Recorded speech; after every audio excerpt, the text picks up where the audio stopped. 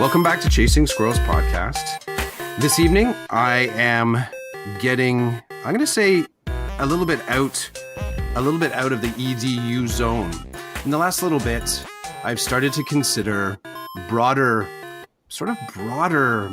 implications of what's going on outside of education and trying to see who might have some cool information or a different point of view or just experiences that influence how education shapes, but also kind of create a different sort of story, especially with Chasing Squirrels been pursuing the whole, what's happening in education, changes in education, and all the great work that some of the colleagues that have graced me with sitting in the podcast, the stuff that they've shared has been wonderful.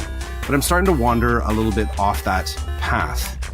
So this evening, I'm talking with Herman, and Herman is a podcaster. He has said also that he has an education background. He's done social work and support with men, I'm going to say specifically, and helping them to understand and explore, and I'm going to say celebrate masculinity. And it just so happens that that's how I came to contacting or connecting with. So I'm going through my social feed and I see someone wearing a t-shirt. And on the t-shirt, it's just right up front, it says modern manhood. And the icon on it was eye-catching. I thought, you know what, that's a really cool turn of phrase. And I checked out his podcast and I thought, this is amazing content. In my context, I struggled to represent a lot of different, wear a lot of different hats. So the students that I work with, I'm the teacher. I'm also sometimes the guidance counselor, sometimes a little bit of a parent as well. And I've started to find myself more and more considering who and what I am as a male mentor or as a male role model. And one of the great things about the content that Herman's putting up is that this is the conversations he has on his podcast so far have been bigger, broader conversations of the smaller ones that I get on the day-to-day basis in the classroom. So hoping to explore a little bit about his podcast, a little bit about the work that he does, and a little bit about the complexity when you decide to open up small conversations into the big podcast world. So Herman, I want to welcome you to the podcast. Would you like to throw anything else down as part of that introduction? Sure. I guess, you asked me to do a little bit intro. So I guess I'm a podcaster / educator / mental health coach / healthy relationship coach / lover of all things to do with gender. And I'm in Edmonton, Alberta. I'm in Canada. That's awesome. I think that added nicely. I like all the slashes too, right? Because it just, I'm gonna, without having a sort of a deep profile of you, when I think about the varied conversations that you've had on your podcast, I think like me, you've had to wear a lot of different hats in those conversations. Totally. It's something that I have to research on a constant basis as to what is my subject, or the subject, I didn't say subject, person that's coming into the show, where they're coming from, what experience they're coming from, and try to work a little bit around that and see what I can mine from their brain. Sometimes I don't know anything, which is sometimes anxious, anxiety driven sometimes, but sometimes some of the best conversations come out of that. It's a little bit of curiosity. I tried that with one of the episodes where someone just made the suggestion, oh, Clough, you should talk too.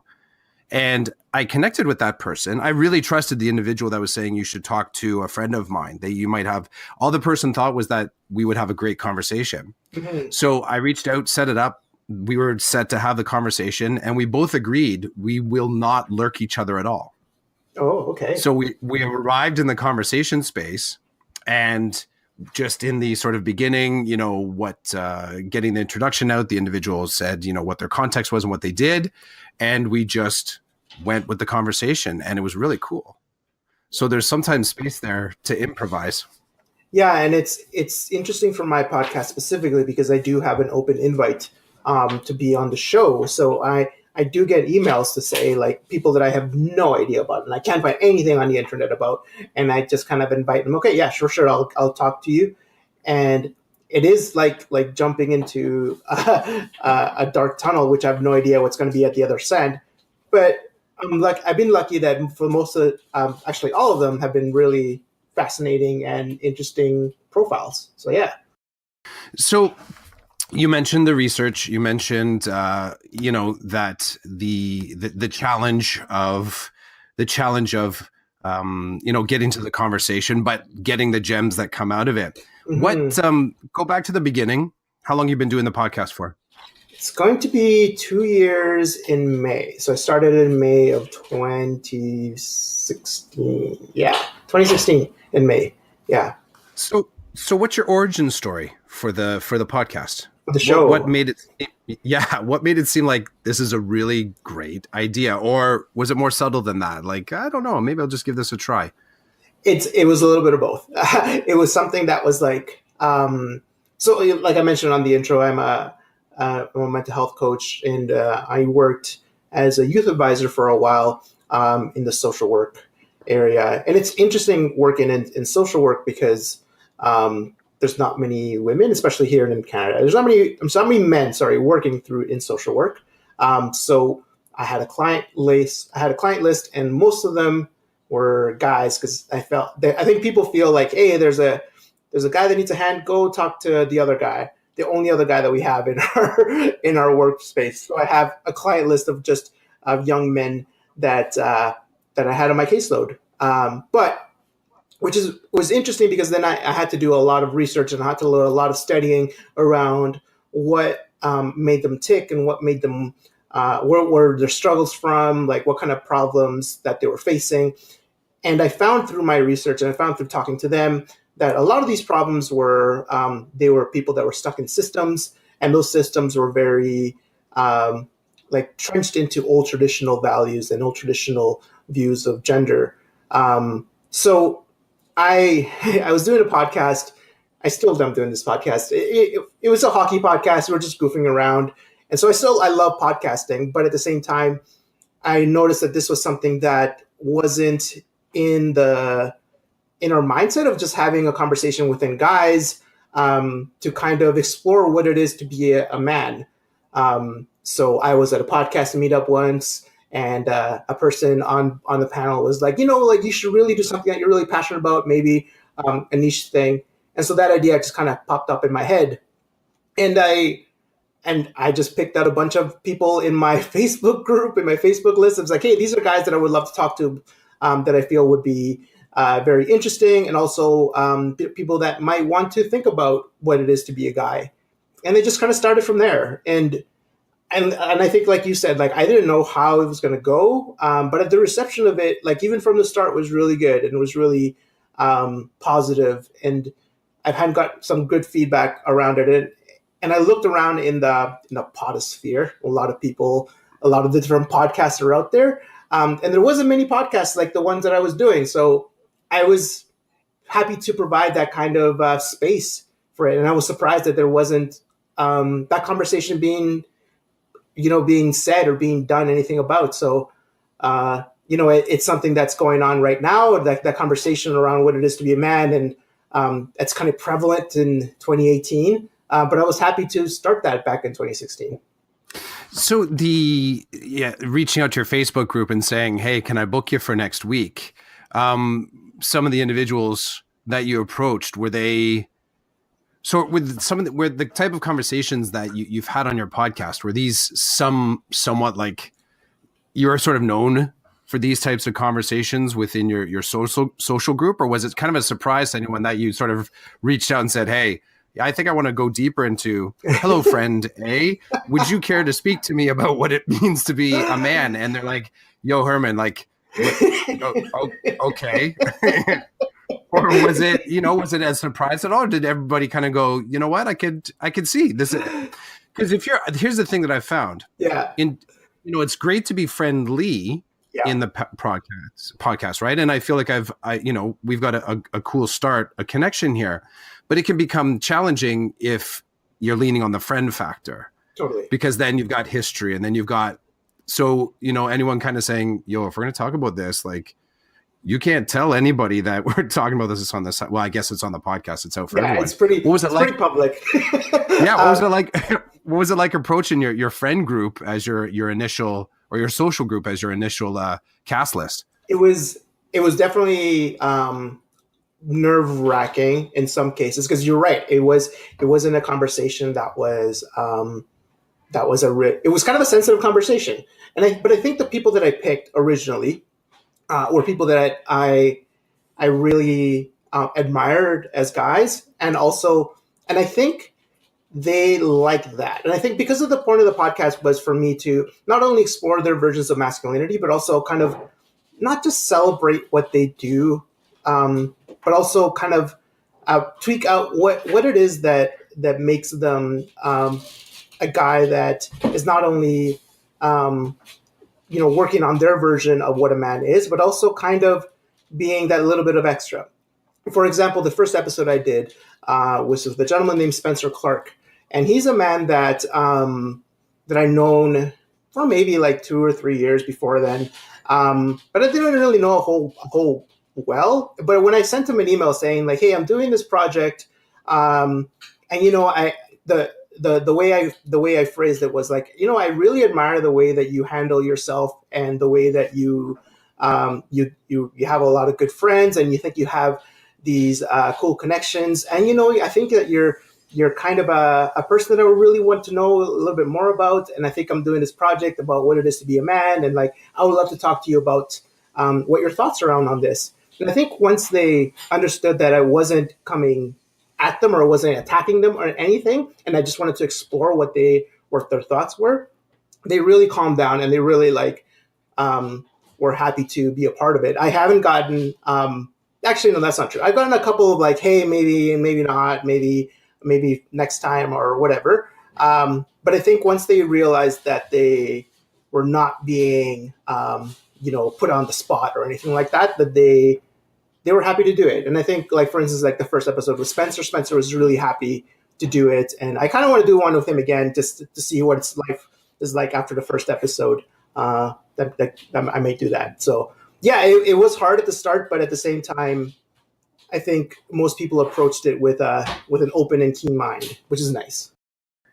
Yeah, it's one of the responses sometimes when I ask people to come on the podcast is, really, you want to talk to me? Exactly it. Yeah, and then you got to frame the thing that you notice, and often what I found is you sort of shape that thing that you, and like you said, you being point blank, I admire you as a man. I appreciate the work that you're doing, and I think that I'd like to dig a little bit deeper. Would you have a conversation? My approach is very similar, and often I'll get back like, how did you notice this? Like, how did you pick up on that? So I'm curious from your POV, what is it sort of like, either about your training or your background? Like, how is it that this has become a focus for you, a passion, and ultimately a podcast? What was the stuff that led up to coming into the podcast? Is it as simple or complex as your work experience? Or is this a kind of like a working frame that you've had in the background for a while? Were you born an advocate, Herman? Was this sort of like in your DNA? Definitely not. No, you know what? Like, if I'm thinking of the actual like Genesis at the very start of it, I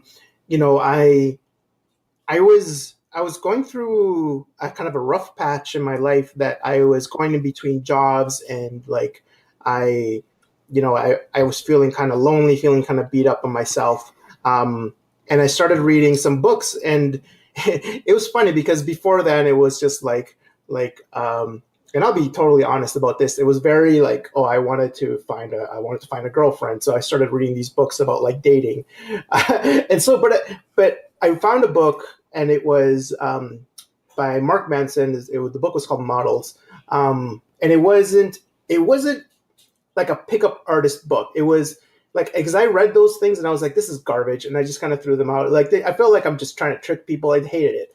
But this book was the first one that said, you know what? The trick is really to be assertive, is to be vulnerable. And vulnerability is something that a lot of men lack. And then it's like vulnerability is a part of strength. Like to actually ask somebody out on a date is being very vulnerable, and you have to own that vulnerability. And I really like took that in, and I was like, oh, that was the exact advice I needed at that time. But then when I started realizing that this doesn't apply to dating, this actually applied to like a lot of things in life.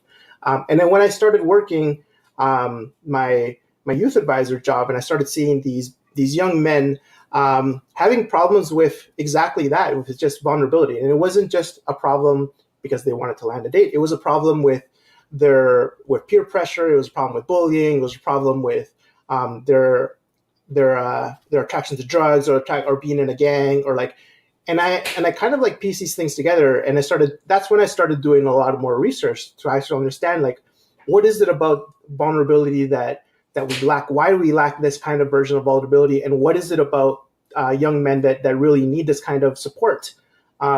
And I found that whatever this guy was saying, Mark Manson was saying, was actually was being said by a lot of gender theorists around since the 80s. So it was really neat to like synchronize those two things.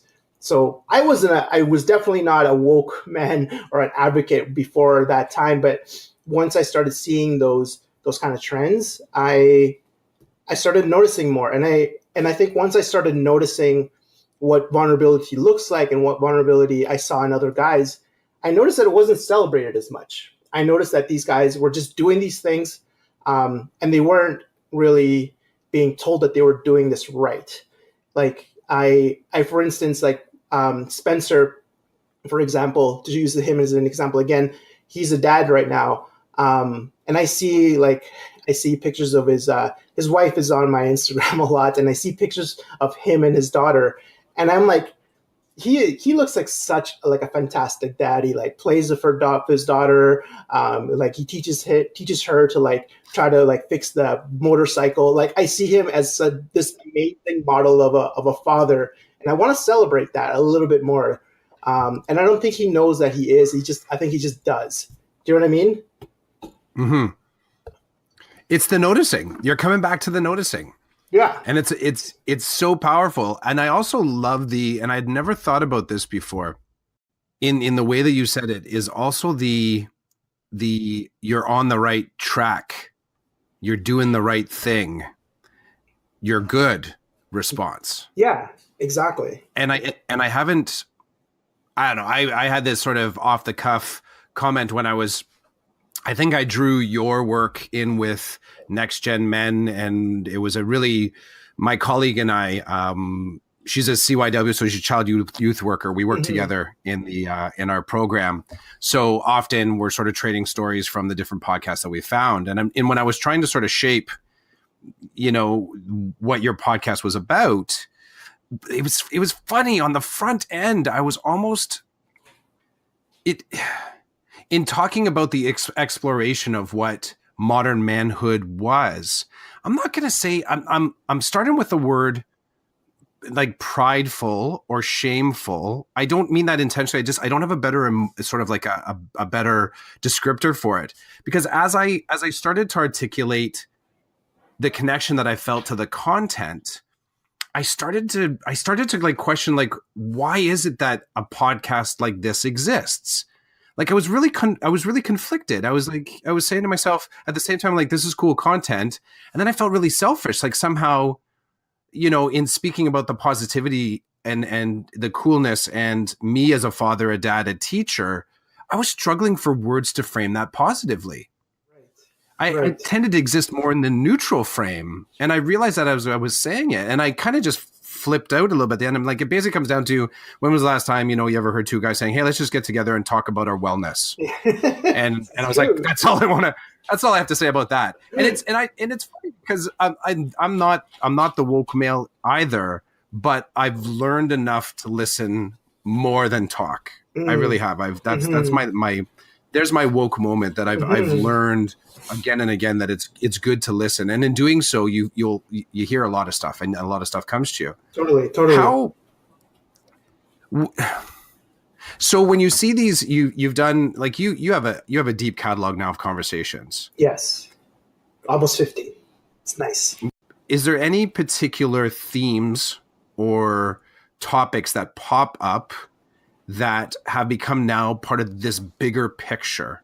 So you've had this really nice body of work, this inquiry you've done. Mhm. Is there anything that's popping up consistently that you can start to, it kind of becomes part of, okay, here's the thing about modern manhood, and you kind of put that thing in. Do you have any of that, that soft data from your conversations yet? What's the stuff that just keeps popping up? It's interesting you say that, because and this is something that I really want to make sure with modern manhood. And I know that it's something that I don't want to fall into a trap about, is about trying to define what masculinity is, because I don't think I think the definition of masculinity is whatever a man makes it out to be, and I don't think that we like. It's funny because when I was just talking on this other education podcast, and I was talking about the same idea, and I said, like really, like what I believe masculinity should be is you being a man, as long as you're not hurting yourself or somebody else, like go do your thing. Like really, like it doesn't define you as a person for whatever you do. You can go play sports, you can go and do a play, you can do whatever you want, as long as you're not trying to define what another person's masculinity is, or trying to make that your own, like a huge part of your identity, because I think that's where you're landing the trouble. So that's why I call modern manhood an exploration of masculinity, because I think that there is many different types of what men are viewing as their own masculinity. So I tried very hard not to define it, but as a theme, it's I mean, like I mentioned, like vulnerability is definitely a theme that comes up a lot. And I think a lot of guys view vulnerability in many different ways.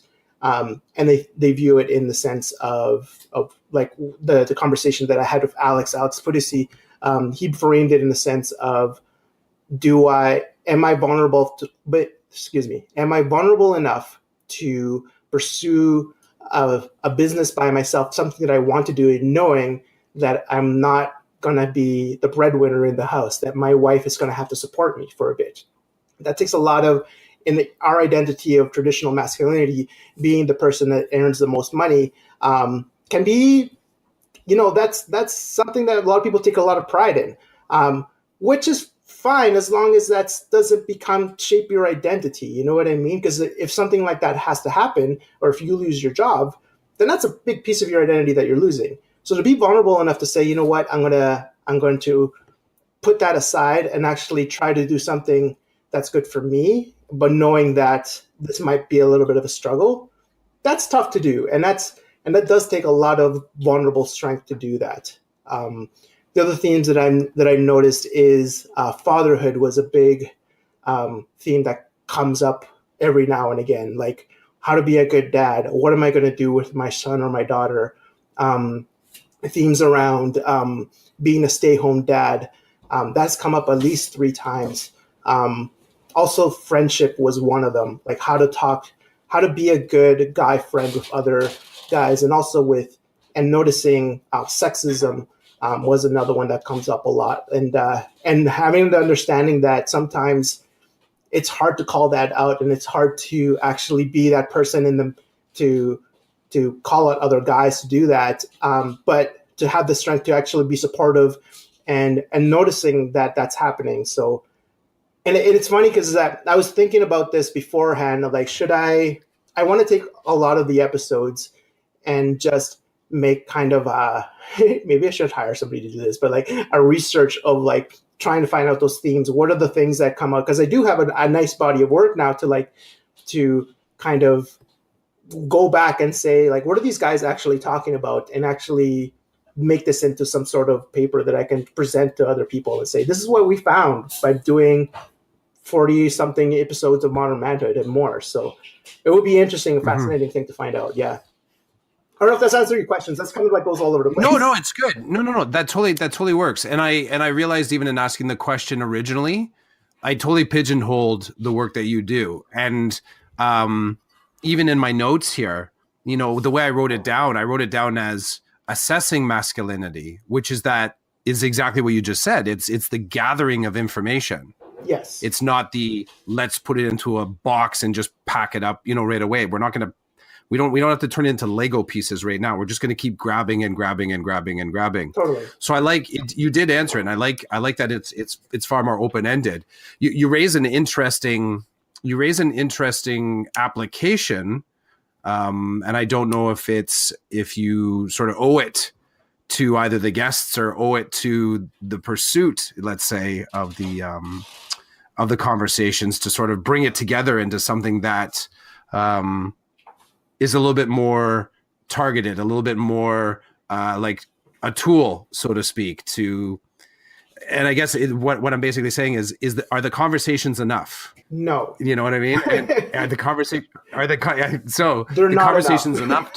They're not enough. I don't think that they're enough. Like, and I struggle with this too, because the podcast is a medium to have that for people to think about, right? Like I go back to this quote a lot because this is part of the work that I do. And it's not like I get asked to go and do a presentation, or I get asked to talk to a bunch of parents or a business or a school board or whatever. And they ask me to come by, ask me to do a presentation, and I tell them all the stuff around masculinity, all the research, blah, blah, blah. But it doesn't matter if nobody does anything. Like, that's just thin air. So I always go back to a quote, and I always say it at the end of my presentation. Implementation is not an event. It needs to be a process. So, like, if you want to implement this, either societal change or whatever you need to do, culture change, whatever it is, you need to actually practice it and do it and do it and do it. And that doesn't mean doing one presentation and making sure everybody thinks about it and then they go off and do it. You actually have to physically try to make that happen. So the podcast is just like, this is just an awareness tool. I wish I had more time in a day to actually create this, but I want to try to create more of a community around the people around modern manhood, and also try to make sure that the people that are listening to it also have something to do right afterwards. So sometimes I do kind of give them homework, but I don't I'm not a teacher. I just can't say hey, bring me back your homework. Tell me what you came back with. But at the same time, the podcast, and I know this for sure, the podcast is just a medium. And I wish people would go out and do stuff with it. I'm glad that I'm hearing that when people listen to it, they get ideas and they get thoughts about it. And hopefully those thoughts turn into some actions or something different, or maybe they do something a little bit different. And maybe they think about the boys that they interact with in a different way, which is fantastic. That in itself is kind of a change, but at the same time, I don't owe to that change. The podcast is just a podcast. It's just an audio medium. Do you know what I mean? Absolutely. Yeah. And I wasn't, I'm curious. I've been asked the same thing. Like, what's up with your podcast, Cliff? Why? And I kind of, and I always, whenever, you're asked, let's say, a pointed question, you measure the moment, the context, the person that's asking the question. And because to sort of give the full, let's say, heartfelt explanation, you sometimes completely miss the mark. They're just, why that and not, why wouldn't you rather read a book? It could be Exactly. far simpler. And for me, it really has become, when the podcasting, the subjects of conversations, even this one, it keeps widening. I'm completely aware of this. Mm-hmm. And there's a certain amount of edu agoraphobia that I'm starting to step into, because you start to realize how big the space of that conversation is. Totally. And sometimes you get a couple touchstones and you just kind of go, whew, there's another person talking about the same thing. But I just feel like the conversations I've had about education, it just keeps getting bigger. Like, there's no edge to that. There's no edge to that planet. I'm just going further and further out. Yeah. I'm not adrift, but it's mind blowing that way. And it strikes me like, dude, you're in the middle of the same. We may pass each other, hey, Herman, hey, Cliff, how's it going? Yep, just on my way. Passing on the seas of podcasting. Where are you going? Not sure. Yeah. Compass is broken. That's exactly really digging the trip. It's exactly it. Does it feel overwhelming to you? I It I tend to have a someone asked me, do you go back and listen to your episodes? Do you go back and listen to your Yeah, episodes I often? do. I do. I just do, it's more of a quality test than anything else. Yeah.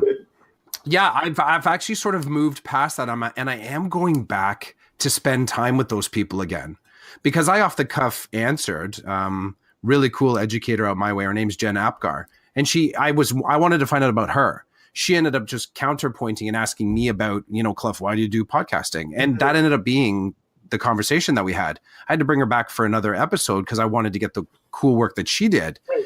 And I told her, I said, I don't at that time, I wasn't going back and listening.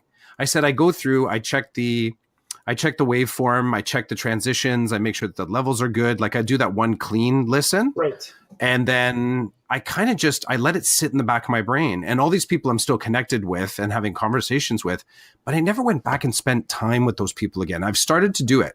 Yeah. I've started to do it, and it's funny. It does take a lot more time. Like it's cutting into everything else. Like I'm not watching as much TV. My dog might sit by the front door like, hey, can you take me out? I'm like, oh, just 15 more minutes. I gotta, Yeah. But going back, I found value. I'm curious about the going back to some of that kind of emerging themes. And I'll say it again. My podcast is kind of like about changes in education. So here's the EDU question for you. Have any of the stories started to connect kind of specifically with school experiences? So, I've kind of mentioned, for me, I'm trying to play a part. I guess it's mentoring, which is kind of close to teaching, but like very much with a compassionate Right. heart. Have any of the stories so far kind of touched on school experiences, that sort of like socializing agent? Like I'm kind of like this because of this happened in school, or I'm trying to sort of work against what I've been taught. Totally. Yes, for sure, for sure. And it's funny because when I interview somebody, I send them like a list of questions, and it's always the same questions. And I tell them this is the theme of the podcast. And one of the questions is like, how is your father? What was your connection with your father? What was your connection with school? Were you bullied? Did someone ever question your masculinity? I generally don't ask those questions like one by one. I just tell them this is the theme of the podcast.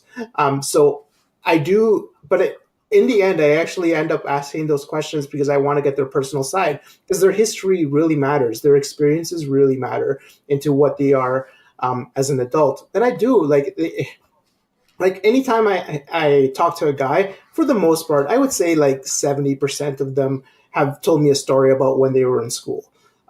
Either that they were in a different type of school, or they were in a different type of group, or that they were either bullied or picked on, or that they were not, and they were just like but they noticed something at school. Like I think school really shapes a lot of what they view, and I think and for some people, and I noticed this specifically when I talk to older men, that it becomes kind of like a block in a lot of people's head, especially if something traumatic happened.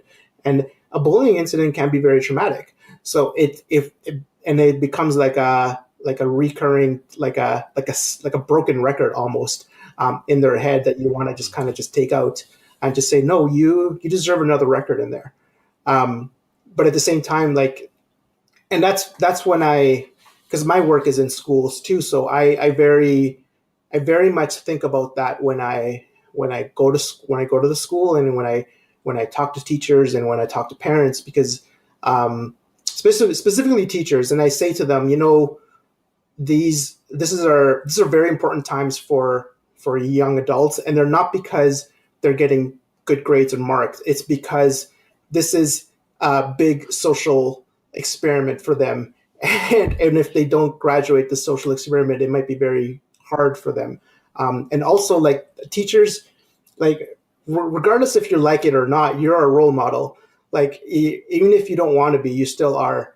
And they look towards you to to see how to deal with conflict, to see how to deal with relationships, to see how to deal with empathy, with compassion. They learn those lessons from the adults that they care about. And sometimes you don't have a choice in if they care about you or not. If they care about you, they'll learn from you, and and I want to make sure that those teachers know that, because so they're aware of what they do with those kids. It's not just teaching them the Pythagoras theorem. It's definitely teaching them more. That's my personal belief, anyways.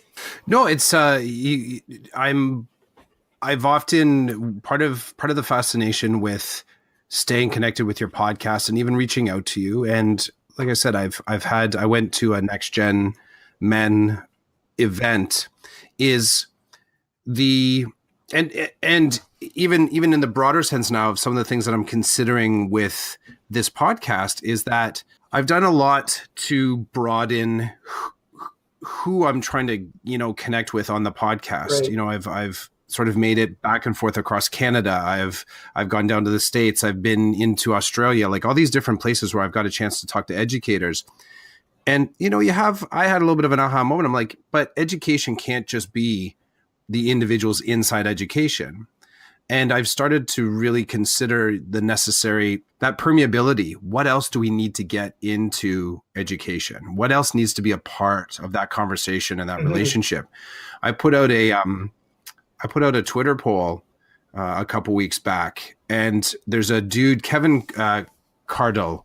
He's in BC, and out in BC, there's a program out there called I think it's called the Foundry. And it's cool because he talked about the Foundry. I was giving a talk at an event here, and it was a bunch of, I would say, high level educators and business owners that were sort of like the what would you call it? Like the executive board for something called EdCan. So he comes up to me afterwards and he said, some of the stuff that you talked about your context, you may want to check out this. And he hands me a card for the Foundry. And he introduced me to this term colocation. And I was like, I kind of, breaking the word down. Okay, it kind of makes sense. But in as it was explained to me, it's that idea of putting, essential services kind of in one spot. So it's a one-stop shopping, so to speak. So I put that out to my the Twitter sphere, and I said, what are you seeing in your schools right now? If you were to co-locate essential services from public, outside of education, and I put down some choices. I put, an athletic center. I put a medical clinic. I forget what the third one I put, but the fourth one that I put counseling and wellness services. Mm-hmm. That one took the cake. Yeah. So the people answering that sort of jumped on it, obviously a closed group, but these random polls that you put up, sometimes it was an interesting start to a conversation. Totally. Because I think some of the spaces that education has to open up to is to work like what you're doing. Yeah. And it's specifically with counseling, and I identify with that a lot because, the work I do is in a school, and I work with trying to instill good mental health values, and trying to create a positive mental health culture inside the school. And so people come to think of me as like an extra counselor, which I'm not. And I say to them, I'm like, you have 500 kids in your school. I can't counsel all of them. You're actually the best counselor here, to be honest, because they trust you. And so, if you have questions, you definitely can come over here and ask me, and I can tell you some good information. But to be honest, they probably have a better conversation with you than they will have with me. And I try, because I think, and in my experience anyways, that a lot of people are scared of having that kind of conversation because they're worried about what they're going to say if something big comes out. And I totally understand that. I totally empathize with that. And some people might make mistakes, and I totally get it. But if you really care about that child, you want to make sure that that they're good. I think that you're not going to make a mistake because you're going to do everything in a good faith, under good faith. But that's scary for a lot of people. And I think that counseling is definitely something that counseling and wellness is something that should be ingrained in almost every part of school culture. And that's a lot of the work that I end up doing, is trying to tell people that, you can ingrain mental health into almost every part of the school curriculum. You just can do it in small little instances. But at the same time, once you do it, like, you will see not only a more positive school culture, but you're also going to see better grades. You're going to see less kids suspended. You're going to see better interaction with parents. You're going to see all these different type of positive impacts of the schools. I just think that there's a lot of schools out there that are entrenched into traditional roles that they have had for such a long period of time. It's hard for them to take that out. And I understand that too. That's why I end up talking to school boards, and I'm like, okay, well, let me talk to the school board, see what they can do. It's a hard thing to do. It's a hard thing to like encapsulate, but at the same time, I want to try to empower more like of the role models in the school to be able to have those conversations. And I think it's important. And like I said, it's a part of being that positive role model in that school. So yeah, I totally believe in the counseling wellness part of it. Yeah. One of the things that, as a teacher and as an educator, we talk about the one kid, and you sort of have the stuff that you sort of take home with you at the end of the day. Yeah. And the topics that can start off so simply, but then you get into them up to your knees and you realize, holy moly, like I can't put this one down.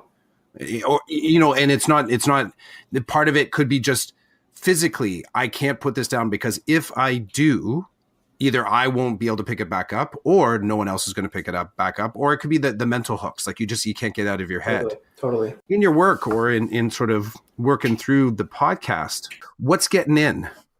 What's the stuff that you find yourself, not being able to put down, sort of like, I guess at the end of the podcast, or let's say at the end of a few, like what's the stuff that's kind of getting in your head? Sometimes I worry that I become a lot of people's go-to for a lot of that information, or even just the kind of personal counseling even, which I'm not, I shouldn't be.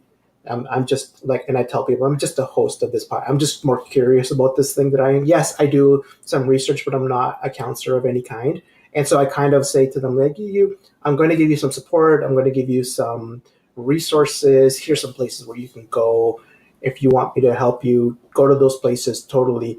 But I worry that people, because I ask these questions, that they kind of get attached to because I do care about them, and I really do. I do care about all the guests that come into the show.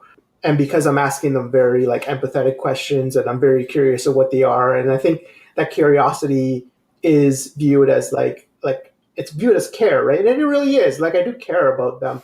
There's that connection that we make. And so I kind of encourage my guests to be like, I'm not the person to create these conversations. I'm like, you are the person to create these conversations. Go and find your friends, go find the guy friends that you have, and have that conversation. Take them out for coffee, go for a beer, have that conversation. So that's the things that kind of worries me, and that's why I want to create that community, because I feel like a lot of these guys that have these kind of the same kind of questions can talk to each other and create that community within each other. And then once you have that community of support, then I don't have to be that lightning rod that creates all these things, that connects all these things. They can be the connectors for themselves. So I think those are the things that I kind of take home. Also, like there's instances of like mental health problems or addiction problems where I feel that they're like, they're still kind of struggling through it, but I'm happy that for the most part, a lot of them seem to either have a handle of it or have gotten past of it. Those are the things I definitely take home. I think I take more of the stuff that I do at work more than anything, like the boys, because I know that they're stuck in systems that they can't control. They're stuck with the either parents or the school or laws or whatever. And that I take home more than anything else. But with the podcast specifically, I think that's why I wanted to create. I want to really hard to create that community, but I'm finding a tough time to do it. So it's one of the flaws that I have right now that's kind of itching in my head. Dude, I think that's one of the best empathetic flaws that I think any educator, any caring human could have. So, that's the backpack, and the hope is that the individuals don't get too fatigued from their own compassion to recognize when you need to put that backpack down every once in a while. My colleague and I often talk about the little bit of the mental wrestling match that we have, because sometimes you just have to be the best signpost possible. You can't be the person that's going to turn the corner for someone. And I'm speaking from my education context,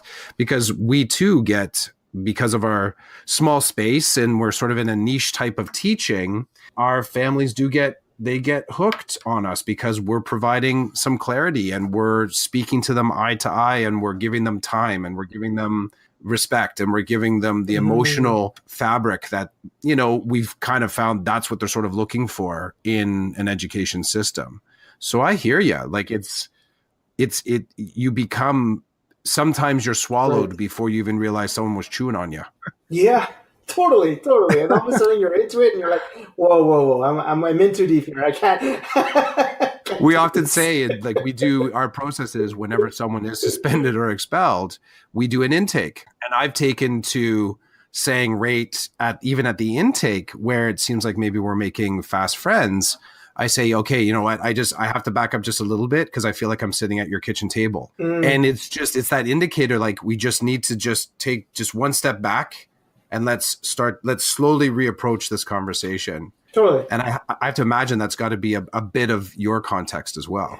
Yeah, absolutely. Like that. And it's like, I want to have it a very conversation, especially with the podcast. I want to have a very conversational mode to it, but also at the same time, I want to kind of dig deep as well too. And I want to get to the topics that I'm interested in. And I want to make sure that it's not only, it's a little bit of a challenge, right? Like, it's a challenge for my guests too, like to try to dig deep through that. But I think they're open to it, and I appreciate that. And I think everybody has been open to that challenge. And especially, like, I asked at the last question of every episode that I do is what piece of advice would you give to other guys that you found useful? And they think hard on that, and I think they take that question very seriously. I think every guest is taking that question very seriously.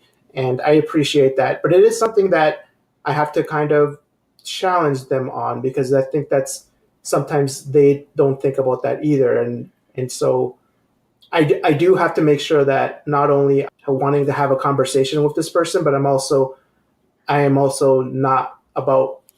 not here to entertain my guests, but I'm also here to entertain and educate the people that are listening to the podcast. I want to make it, informational and also useful for them. So we're kind of the zone-ish where I wrap the podcast. So the whole Chasing Squirrels, the title comes from, a completely ridiculous story. Yeah. Many years back, my dog managed to grab a squirrel off of a tree trunk. And the squirrel, if you ever sort of approach a squirrel, it goes one way, it counter rotates. Like, it's not anything humanly possible to actually pull one off a tree. But my dog Darcy, she counter cycles, and all of a sudden there's yipping and angry squirrel sounds, and we come around the tree and there's Darcy holding the squirrel down on the ground, and the squirrel's freaking out, and the dog's like looking at us like, what do I do now? And kind of in that moment, the squirrel gets away, and all of a sudden it's up the branches staring, and probably cursing at us in whatever squirrel, foul language it's throwing down. And then it's like, we're done freaking out. The dog's like, okay, we go about our business. And a story like that is notable on many levels. I mean, if you ever had a pet that decided to sort of hunt on its own, it's disturbing. But this was foolish. My dog's like bouncing her nose off it. Like, she doesn't know what to do. And the squirrel's like nose boxing with my dog. So the story kind of stuck with me. And somehow, right. These things resurfaced. And I started to consider doing a podcast. And, then you try and, okay, what am I going to call the podcast? How are you going to end the podcast? Has to be, you try and connect dots. So I kind of land on this thing about chasing change. And, are we even aware when we achieve it? If we don't achieve it, then how do we deal with the aftermath? So that's the kind of the loose starting point, the seed point for this whole exploration. But it puts us in an interesting space. So, we're kind of, we're nearing the end here of our convo, but I'm curious what it is that you're sort of chasing after, or you're sort of driving after with the podcast or the work that you do? Is there a thing that's kind of you're working towards on the horizon, where you see it's kind of giving you a little bit of nervousness, a little bit of fear, but that kind of like, yeah, like that's what I'm kind of slowly moving towards? Yeah, man, that's a good question. That's a really good question. And I have to think about this because it's funny that I never approached modern manhood with a goal in mind. I think I've always approached it as like these different ideas that I want to explore, and these different ideas that I want to give into, and see where they land. And I don't know where that landing spot is, but it's interesting because specifically with the work I do at the school and specifically with the podcast, if I have to have like a goal or something in mind, is to see how men and how boys interact and react, and either empathize with where their experience is coming from, and also look at what we have already, and that we have the institutions that we have, and start questioning them, and start questioning their validity, and start questioning, is this important, or does it do more harm than good, or why is it here? I think I'm always been in that space of like, can we do better? Can we make this? It's not even just like burn it all down kind of thing. I don't know about that, but at the same time, it's more of like, for example, I'll give you an example. So I was talking about this specifically with schools in general. Like a lot of the schools that I've noticed tend to do sport awards at the middle of this class day. So they would take all the kids, they would go to the gym, and they would hand out awards to the sports athletes. And I thought this was really weird, because in regards to masculinity, we value as a culture, we value sports athletes as one of our top chains of what it is to be a man. Like, they're very athletic, they make a lot of money, they're good looking for the most part. Like that's a high end to achieve. And it's funny because the schools are actually celebrating this in some sort of weird way. I know that they're in a surface level, they're just like, well, these we want to hand out awards to these kids. But when I was a kid, I got picked on by these sports athletes. And so to go take my time out of a classroom, go to the gym, and see somebody hand an award to one of my bullies was like a terrible thing. and I mentioned this to people, and I was like, and they're like, well, this is just how we've done it for years. And I'm like, do you think that this is not the best way to do this? Do you think that like taking kids out of a classroom in the middle of the day to see other people handed awards that for people that they may not even like, do you think that might be a detriment, especially around boys? Now we're celebrating this type of masculinity in front of everybody else. This is a very overt message to them. I'm like, so I said, can we do this outside of the school? Maybe do this in an evening. And so this is what I feel like I want to be about, like questioning those actual things that we have used for years at a time, and ask, is this of value to the boys that we have and to the girls that we have? Does this work? Why do we keep doing this for years and years? Is this valuable now in 2018? Do you know what I mean? Absolutely. Absolutely. I've witnessed that not only by being a teacher monitoring, also knowing the students that are in the composition of the students and the relationships there. And I have very clear memories of the exact same thing as a child going to those events. So you're tapping into that's a deep root for me. And the complexity of it is that I too was an athlete, just not in the popular sports. Right. Exactly. So and so that's, yeah, you've sort of, so I'm sitting there thinking, yeah, I'm a tennis player. Yes. and then that's the football player that keeps, exactly. Just harassing me all the time. It's the same thing here, right? And I'm not even getting a tennis award. Yeah, but I'm at the sports banquet. So I totally, man, that's a good one. I totally see it too. It's like, it's really funny because and it's only specific sports that get propped up, and I see that with like pep rallies are like, well, this is school spirit. I'm like, well, you're attaching this sports with school spirits, and now you're elevating these athletes, and now what? You know what I mean? So it's like, that it's a questioning of these kind of institutional things and what can we make better. And also, like, I understand those sports athletes do, like they're not all terrible. Like, so these people do want to be awarded and we be cared about, but at the same time, like, we can do this better. And that's the thing. Like, can we do this better? I think that's the question. And the bravery to start the conversation, Absolutely. which for me, I find sometimes is the hardest. It's easy once you're in, but the whole mindset of not being confrontational, not being awkward, all this stuff that's just, it's like you said, it's air. It's total air around it, but just get through the awkwardness of that, of your own sensitivities and probably misguided sensitivity, because there's a whole lot of people that would be willing to talk. Exactly. And I think that takes a lot of bravery. It takes a lot of strength to have that conversation. Yeah, man. But just do it. It's fun. So here we are at the end. I always like to, throw down, where would you like to be found? Because I'm a fan and I'm pushing for people to connect with you. Awesome. And so where would ideally, where would you like people to connect? Sure. I mean, you can find all the episodes of Modern Manhood at modernmanhood.org. But if you're a lover of podcasts, you probably have a podcast app on iTunes. Just search Modern Manhood. I think I'm the only Modern Manhood in the podosphere. So hopefully you can find me through there. But if not, look for modernmanhood.org. Yeah, I show the episodes over there. If you find me on Twitter, Modern Man Pod, same thing on Instagram. Modern Man Pod. So yeah, and just shoot me a line, shoot me an email. That's what you did. I think, and it's led to this, and I think it's been great. It's a conversation, bro. I think that's the thing. Like, here's another extension. Here's another little networked part of the web. So I really appreciate you taking the time out, sitting with me. Thanks, man. I love the combo. No, I appreciate that. This is really fun. I really appreciate it. This was a really good combo. Thank you. Well, I am going to stay connected. I'm going to keep following your podcast. Please. And, watch out for me. Please I'll throw some messages your way. Maybe we can have a follow-up at some point.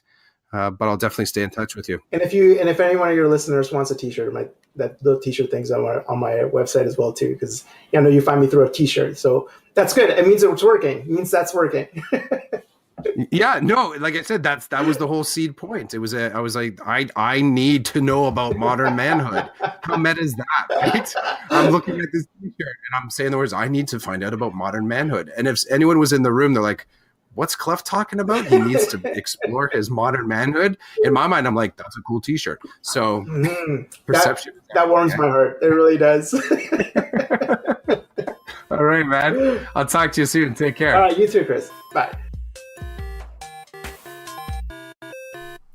Thanks for listening to Chasing Squirrels podcast. You can find other episodes on iTunes and on Podbean. You ever want to connect with me? You can reach me on Twitter @ChrisJClef, or you can reach out to me, chrisjclef@gmail.com.